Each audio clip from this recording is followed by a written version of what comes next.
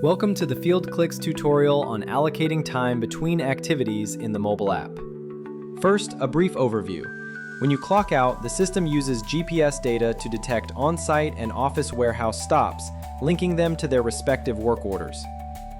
If a work order has only one possible activity, the allocation is automatic. However, if there are multiple possible activities, automatic allocation is not possible. In this case, you will need to assign the time manually. Now, let's go through the clock out process. Tap Clock Out to end your shift. Adjust the clock out time if necessary.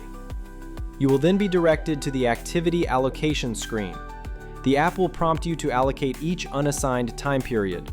Use the slider to specify the percentage of time spent on each activity. To reorder activities, tap and hold the waffle icon, then drag the activity to the desired position. Tap the right arrow icon to move to the next period for allocation. Mark any uncertain periods as unknown.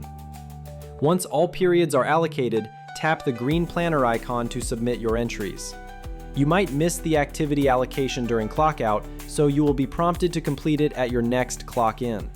Repeat the same steps to allocate the time periods, then submit your allocation.